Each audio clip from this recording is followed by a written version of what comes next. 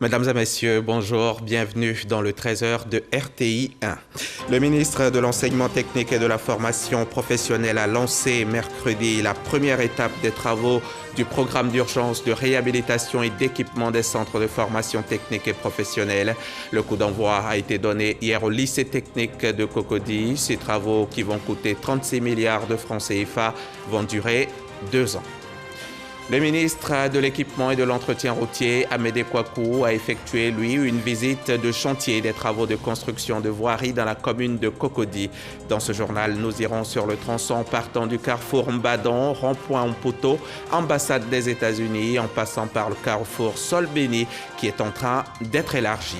En Zambie, 7 millions d'électeurs étaient appelés aux urnes pour plusieurs scrutins, dont la présidentielle. Ils devaient départager 16 candidats, dont le sortant Edgar Lungu face à son rival historique Hakainde Hichilema, qui se présentait pour la 6e fois. Scrutin marqué par quelques incidents et des perturbations sur Internet. On en parle en fin de journal. Après la pluie, le beau temps, vous vous en souvenez peut-être, à l'occasion de la présidentielle d'octobre 2020, quelques localités du centre de la Côte d'Ivoire avaient fortement souffert des violences entre populations. Aujourd'hui, que cette page sombre est tournée, Jeannot Ahoussou-Kouadio, le président du Sénat, par ailleurs président des cadres du centre de la Côte d'Ivoire, invite les membres de l'association à investir le terrain pour parler paix et cohésion sociale. Les détails avec Herman Guivet. Les cadres du centre du pays réunis au sein de l'ACCD, leur association, ont reçu la visite de leur président d'honneur, le président du Sénat, Ahoussou-Kouadio Jeannot. Alassane Ouattara est né à Dimokro. C'est un esprit baoulé qui est incarné en lui. C'est notre chose. C'est pour nous, Alassane Ouattara, ce n'est pas pour quelqu'un d'autre. Et nous devons nous l'approprier. Nous devons payer cette dette morale vis-à-vis du président Ouattara. Cette rencontre a été l'occasion pour Amédée Kouakou, président de l'ACCD, de rappeler cette vision et de saluer le retour de Ahoussou-Kouadio Jeannot, président du Sénat, des cadres du centre, qui, à travers cette rencontre, ont également tenu à réaffirmer leur attachement au chef de l'État, Alassane Ouattara, et à sa vision pour la Côte d'Ivoire. Un message de paix, de cohésion et de rassemblement. Je crois qu'il était temps. Quelques difficultés, quelques palabres au niveau du centre. C'est pour cela qu'ils nous demandent de nous remettre en cause et faire en sorte que le pouvoir soit légitimé au centre. Mais cela ne veut pas dire que le président n'est pas légitime. Le président est légitime. Dans les zones du Vébaoulé, des populations qui sont installées partout sur le territoire national, il y a eu beaucoup d'intoxication. Et nous voudrons donc, à travers ce rassemblement, aux côtés de notre aîné, le président Ahoussou, pouvoir envoyer des délégations sur le terrain, sur tout le territoire national, pour aller parler à nos parents, pour les désintoxiquer, pour dire que le RHDP, c'est ce qu'il faut pour la Côte d'Ivoire. C'est le vrai parti du Fort-Boigny, c'est la paix, c'est la cohésion, c'est l'entente et c'est le développement. C'est pour ça que nous sommes venus. Vous avez vu toutes ces populations mobilisées autour de notre aîné. Nous repartons satisfaits et sommes convaincus que nous allons pouvoir réussir cette mission qui est d'implanter le RHDP sur le territoire national. Je suis venu pour prendre ma place à côté de mes frères qui, au moment où j'étais absent, ont essayé de créer une association pour rassembler les cadres, les élus du Vébaoulé. Je suis venu pour les encourager afin que cette région qui a connu des violences pendant l'élection présidentielle puisse reprendre sa place de légitimité, apporter sa part de légitimité dans le vaste programme de construction nationale que mène le président Alassane Ouattara. La Côte d'Ivoire est en train d'être transformée, je dirais transfigurée, avec tous les grands chantiers que nous voyons, les routes, l'eau. Et nous sommes heureux de saluer les actions du président Alassane Ouattara qui aujourd'hui a décidé d'électrifier tous les campements, 10 campements baoulés dans les zones forestières. Le président Alassane Ouattara a défini de nouveaux critères pour électrifier tous les sites d'habitation de la Côte d'Ivoire. Cela mérite d'être encouragé et nous allons nous battre pour lui apporter les voix du Vébaoulé. Aux prochaines élections, le nombre des élus va changer. Et avec nos frères, nous avons fait le serment de travailler à cela pour renforcer le RHDP. L'association Ce n'est pas RHDP bis, mais c'est une force d'appui au RHDP pour l'aider à s'implanter fortement dans le Vieux-Baoulé. On a été heureux d'accueillir le ministre Kouadio Konan Bertin Dikakabe qui est venu prendre aussi sa place pour mener ce combat qui est le combat qu'il faut à la Côte d'Ivoire. Le président d'honneur de la CCD, Ahoussou Kouadio Jano, a ainsi mis en mission ses pairs afin que ceux-ci soient les porte-voix du RHDP dans chacune de leurs régions, de leurs villes, de leurs villages. Ahoussou Jano, donc président du Sénat, président d'honneur de l'ACCD. Venons-en au programme d'urgence de réhabilitation et d'équipement des centres de formation technique et professionnelle. Cette semaine, le ministre de l'Enseignement technique et de la formation professionnelle a lancé la première étape des travaux de ce programme. Programme qui concerne tout d'abord le lycée professionnel et commercial de Yopougon et les lycées techniques d'Abidjan. C'est justement au lycée technique de Cocody que le premier coup de pioche a été donné hier jeudi. Les précisions de Mahma Traoré. Le lycée technique d'Abidjan. Il a été construit en 1959 et le poids de l'âge se ressent sur les bâtiments et les salles d'apprentissage. Le lycée technique et le lycée professionnel et commercial de Yopougon affichent également un tel niveau de vétusté, de quoi susciter pour ces trois centres un plan d'urgence de rénovation et de rééquipement initié par l'État. Les travaux vont consister à une réhabilitation profonde, depuis le plafond, la charpente, les carrelages, la peinture, les aluminiums et même les portes en bois, tout va être repris entièrement. Et par la suite, aussi tout ce qui est plomberie sanitaire, tout ce qui est électricité vont être revus pour donner quand même un cadre de vie confortable à nos étudiants. Sinon, pour la rentrée, les étudiants pourront rentrer dans les salles de classe entièrement rénovées. En plus de la réhabilitation des salles de cours, les salles d'apprentissage seront également dotées de nouveaux équipements à la faveur de ces travaux qui vont durer 2 ans, comme pour attester de la volonté de l'État à bâtir un capital humain compétent et adapté aux besoins du marché de l'emploi. Il s'agira, à mon sens, d'avoir les établissements les mieux tenus, des établissements qui attirent et qui inspirent aussi confiance. Et il faut mettre les enseignants dans de bonnes conditions de travail, d'apprentissage. L'idée, c'est progressivement d'avoir la réhabilitation de tout le dispositif existant actuellement et de voir aussi avec l'appui de l'État et de nos partenaires comment nous allons reconstruire encore des lycées techniques et professionnels dans les différentes régions du pays. Outre Abidjan, ce vent de rénovation va aussi s'étendre aux établissements d'enseignement technique et professionnel de l'intérieur du pays. Dans l'ensemble, ce vaste programme de modernisation va coûter 36 milliards de francs CFA à l'État. 3528, c'est le chiffre du jour et c'est le nombre d'enseignants et de personnel d'encadrement qui constitue la 55e promotion de l'ENS, l'École normale supérieure. Promotion baptisée Téné Birahima Ouattara du nom du ministre d'État, ministre de la Défense. Alors jeudi dernier, en présence de leurs parents, de leurs amis, des autorités et bien sûr de notre reporter Issa Yeo, l'on a assisté à la sortie de la promotion. 3528 étudiants de l'ENS, École normale supérieure, prêts à servir l'État avec exemplarité et dévouement. Baptisé promotion Téné Birahima Ouattara, ministre d'État, ministre de la Défense, ces étudiants promettent d'œuvrer pour le repositionnement de l'école ivoirienne. Ce diplôme de fin de formation n'est qu'un instrument qui, à dernière analyse, ne vaudra que ce que nous en ferons. De fait, la plus grande mission nous attend maintenant. Le directeur général de l'ENS, le professeur Ouattara Lansini, met à profit cette passation des flambeaux entre la 55e et la 56e promotion pour réaffirmer la qualité de la formation dans son institution. La vie professionnelle qui vous attend est parsemée d'embûches.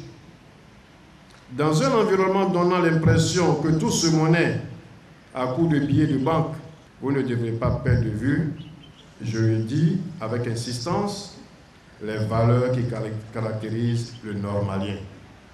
Le représentant du ministre de l'Enseignement supérieur et de la Recherche scientifique salue tous les efforts déployés par le président de la République, Alassane Ouattara, pour rehausser le niveau des élèves et étudiants en Côte d'Ivoire.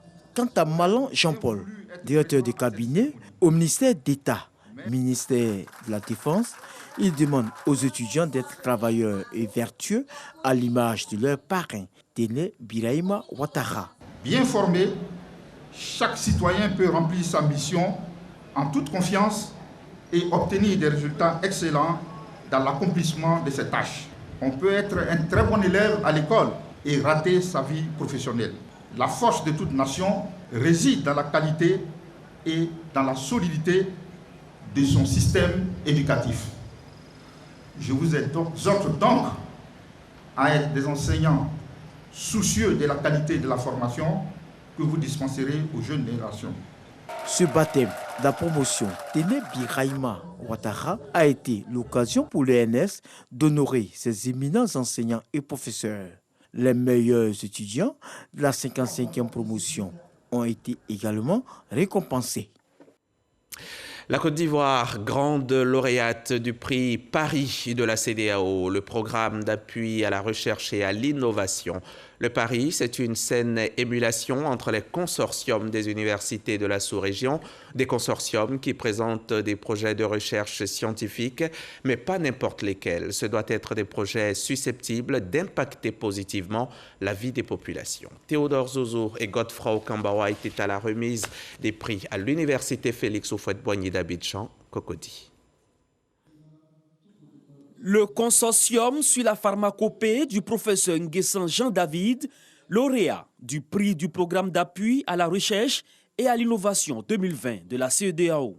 Une distinction qui récompense ainsi son projet de mise en place de médicaments contre le paludisme à partir de 3 plantes locales. Une maladie causant plus de 400 000 décès dans le monde, selon l'OMS. Jean-David Nguessan reçoit donc une plaque de reconnaissance, un certificat et un chèque de 100 millions de francs CFA. C'est une grosse opportunité parce que le fonds permettra de nous équiper, d'être plus efficaces dans le travail. Les retombées pour l'université, c'est plus de visibilité et pour moi-même, c'est une opportunité pour pouvoir effectuer les travaux qui seront publiés et d'aboutir à une valorisation de la recherche sous forme de phytomédicaments qui auront subi tous les tests scientifiques.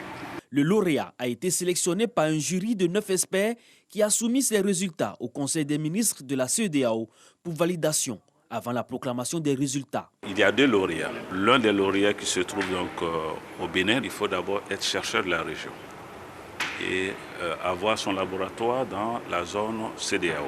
Mais la condition, je dirais importante, c'est qu'il faut que votre projet de recherche soit intégrateur et aussi communautaire. Cela est une réjouissance et Monsieur le ministre de l'Enseignement supérieur de la Recherche scientifique qui œuvre pour qu'il y ait une valorisation, une innovation des produits de la recherche pour rencontrer le monde socio-économique, eh bien, aura atteint ses objectifs. À travers ce prix, la commission de la CEDEAO valorise et donne une visibilité aux universités et à la recherche scientifique afin de trouver des solutions adaptées aux réalités des pays africains. Et pendant ce temps, le ministre de l'Équipement et de l'Entretien routier, lui, effectuait une visite de chantier des travaux de construction de voirie à la Riviera-Golfe. On parle là de la voie partant du carrefour Mbadon, rond-point Mputo, ambassade des États-Unis, en passant par le carrefour Sol-Béni. Il s'agit d'élargir cet axe long de 8 km au total pour le bonheur des automobilistes. On voit cela avec Jean-Louis Bangbo du service économie de la rédaction. Riviera Golfe, sur le chantier d'élargissement de la voie allant du carrefour Sol-Béni à l'ambassade des États-Unis. Séance d'explication entre le maître d'ouvrage, la Géroute, l'entreprise en charge des travaux et le ministre Amédée Kouakou.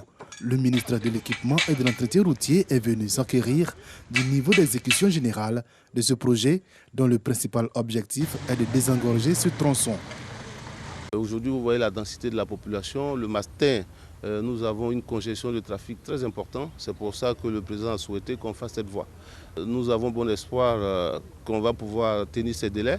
C'est vrai qu'on avait prévu fin juillet. Les travaux donc vont aller plus vite maintenant que les problèmes d'indemnisation ont été réglés et qu'il va moins pleuvoir. Donc on pense que tout ça va aller vite. Les travaux portent notamment sur l'élargissement et le renforcement en 2 fois 2 voies d'un tronçon de 8 km dans le quartier de la Riviera Golfe et la construction d'ouvrages d'art. Sur l'ensemble du projet, on peut dire qu'on a plus de 70%. On voulait donc rassurer les Ivoiriens et dire qu'ils prennent encore un peu leur mal en patience pour 2 mois. On pense qu'on fera tout pour que les travaux soient terminés. Amédée Kouakou s'est dit satisfait du niveau d'exécution des travaux. Le chantier devrait pouvoir être livré avant fin 2021. Le coût de ces travaux est estimé à 22,6 milliards de francs CFA. Civisme, développement et paix. C'est un programme d'éducation civique de l'Institut d'études politiques Félix Houphouët-Boigny du Centre international pour le développement du droit.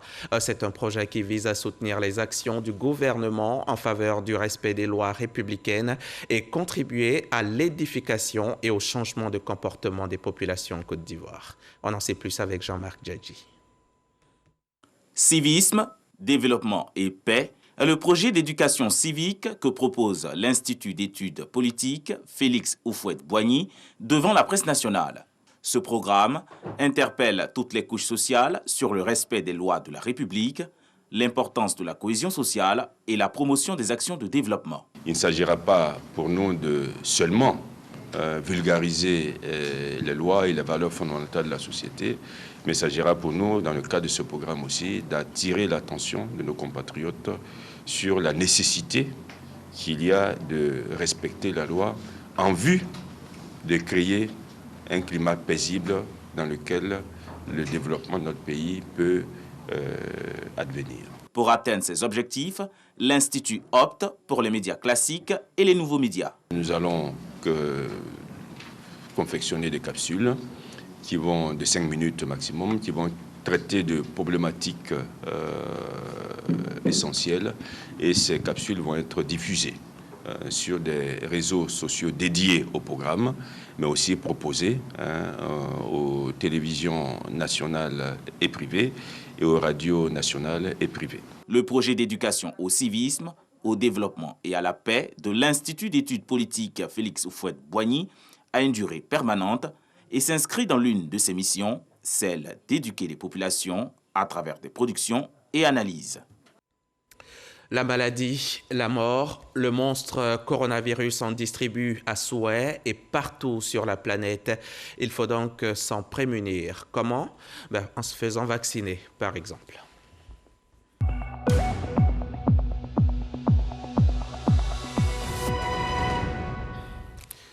Le vaccin nous protégera donc contre le coronavirus qui continue son avancée, qui continue de tuer. Rien que pour la seule journée d'hier, 7 personnes ont perdu le combat ici en Côte d'Ivoire contre la maladie et 194 autres ont été déclarées malades, ce qui fait à ce jour 51 926 personnes contaminées dans le pays depuis mars 2020 et 354 décès de Covid. Ce n'est pas la maladie des autres, nous sommes tous exposés.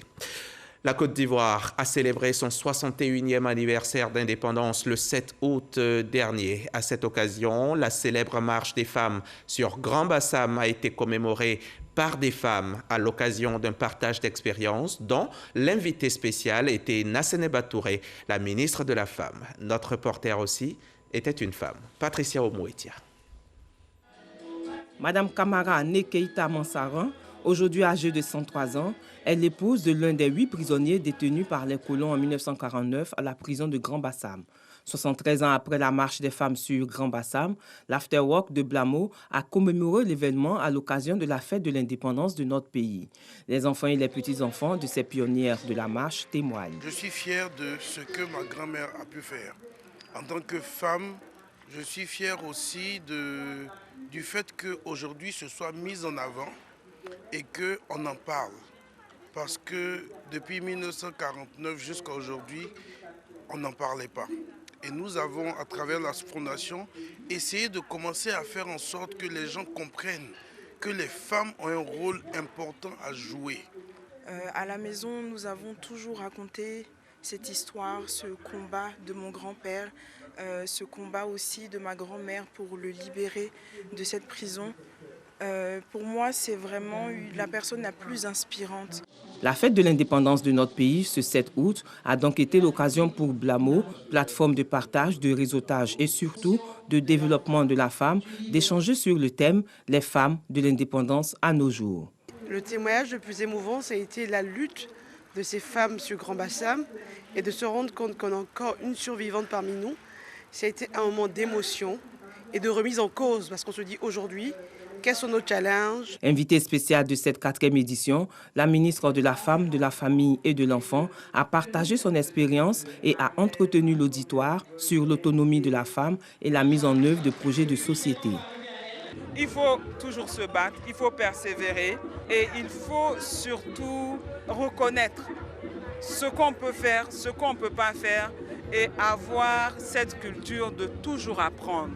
L'Afterwork de Blamo offre notamment à chaque édition l'opportunité de développer le leadership de la femme et de donner une plus grande dimension aux activités professionnelles et entrepreneuriales.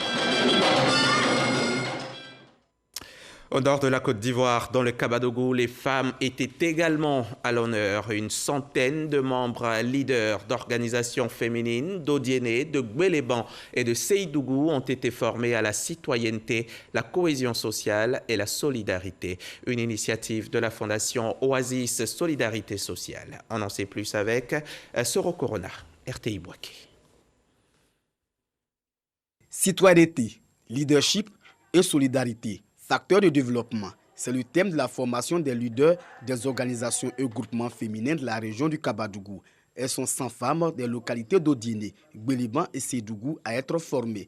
Une formation pour donner de nouvelles âmes à ces leaders féminins afin d'être des ambassadrices de paix, de cohésion sociale et de solidarité. Des valeurs qui sont des facteurs de développement et d'épanouissement des populations. Qui dit la cohésion parle de la paix.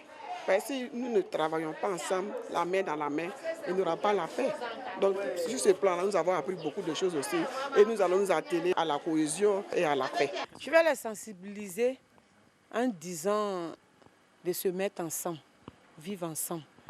Puisque quand on vit ensemble, on vit en harmonie, c'est très important. La présidente de la Fondation Oasis Solidarité Sociale, à travers ses formations, souhaite voir des femmes qui soient le moteur de la paix et de la cohésion sociale en Côte d'Ivoire. Tenet Diabaté s'est donc engagé à multiplier ses séances de renforcement des capacités à travers le pays. Cette année, nous avons pu, avec les femmes des communes d'Odiéné, de Gbéléban et de Séidougou, échanger autour de la citoyenneté, du leadership et de la solidarité.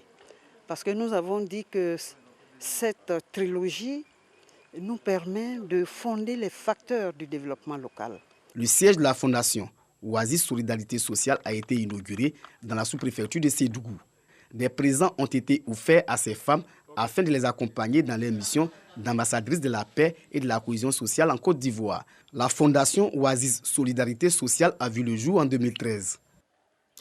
Du Kabadougou, faisant 600 km de route jusqu'à Bangouanou, dans le Morono. Sur place, à Dioulacro, la mutuelle de développement vient d'offrir des vivres et des non-vivres aux pensionnaires de la maison d'arrêt et de correction de Bangouanou. Valeur du don, 2 millions de francs CFA. Salima Toudia était sur place pour RTI. 2 tonnes de riz, de l'huile, du savon, des pâtes alimentaires, des masques de protection ou encore du gel hydroalcoolique. C'est le don de la mutuelle de développement de Dioulacro, de Bangouanou, aux pensionnaires de la maison d'arrêt et de correction de Bangouanou. Selon les donateurs, cette action vise à soutenir les autorités pénitentiaires dans la prise en charge des détenus. La première action forte que nous avons choisie comme une action sociale, c'est cette remise de dons à la prison civile pour aider les autorités pénitentiaires à prendre en charge les gens qui y sont incarcérés. Elle vise également à sensibiliser les pensionnaires de cette prison qu'ils ne sont pas des oubliés ou encore moins des parias de la société, d'où l'élan de solidarité. Il faut dire que cette mutuelle a pour petit objectif spécifique d'aider les jeunes à leur insertion sociale, à leur insertion professionnelle, aider les femmes à leur autonomisation, aider à assainir le quartier, aider, si possible, à initier des projets de développement à tous les niveaux et pourquoi pas même faire des infrastructures.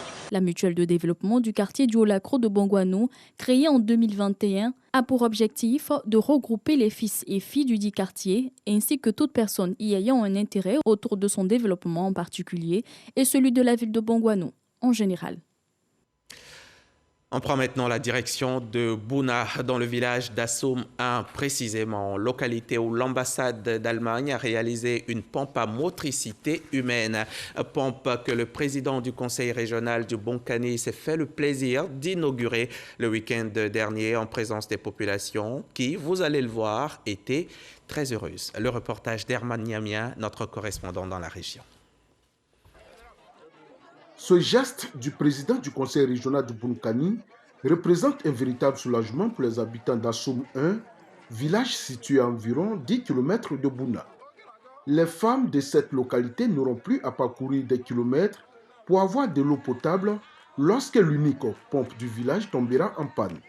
Grâce au conseil régional du Bonkani, le village vient d'être doté d'une pompe à motricité humaine.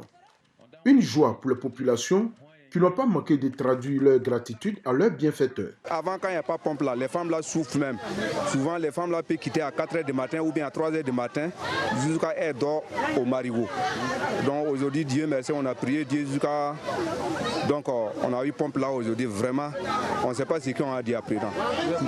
Tout le monde est content. Remettant l'ouvrage aux populations, le président du conseil régional du Bonkani a souligné que cette infrastructure a pu être réalisée grâce à l'ambassade d'Allemagne en Côte d'Ivoire. Ce besoin nous a été exprimé il y a peu et donc nous avons sollicité un partenariat avec des structures qui étaient à même de pouvoir nous accompagner parce que nos capacités sont assez faibles par rapport aux besoins de nos populations. Et l'ambassade d'Allemagne avec qui nous entretenons de très bonnes relations, qui nous a permis les années antérieures de réaliser déjà des infrastructures pour les femmes, notamment un moulin à Bounaville, a encore fait parler son cœur et donc a permis que dans cette collaboration nous puissions réaliser en un temps record, je vous dis. Outre le village d'Assoum 1, le président du conseil régional du Bonkani a indiqué que d'autres actions sont en cours de réalisation pour sortir les populations de la précarité. Ici à Abidjan, le ministère de la Solidarité et le PNUD entendent former les étudiants à la maîtrise de la collecte de l'information. Ils viennent de mettre en place une cellule d'alerte précoce qui va surtout veiller à la préservation d'un climat de paix au sein de la franchise universitaire. Les précisions de Franck Quadio. À l'amphithéâtre A de l'université Félix Houphouët-Boigny d'Abidjan-Cocody, une séance particulière. Ces étudiants, au nombre de 300, sont les futurs membres de la cellule universitaire d'alerte précoce. Nous sommes à la cérémonie d'installation, une initiative des Nations Unies, le PNUD, exécutée par l'Observatoire de la solidarité et de la cohésion sociale. À l'initiative du PNUD, nous avons entrepris donc d'installer ces cellules d'alerte précoce dans les universités afin d'impliquer les étudiants eux-mêmes dans l'instauration d'un environnement de paix dans leur environnement immédiat et espérant qu'une fois qu'ils auront reçu cela, demain, lorsqu'ils seront dans la vie active, ils soient donc des modèles de transformation de la Côte d'Ivoire. Pour la mise en place de cette cellule, il aura fallu l'implication de toutes les organisations estudiantines qui en ont désigné les membres. Ces derniers bénéficient de séances de renforcement de capacités et sont dotés de matériel technique pour la collecte et la transmission de l'information. Cette initiation est la bienvenue car tantôt elle permet de réduire certaines actions menées par les étudiants de violence et autres.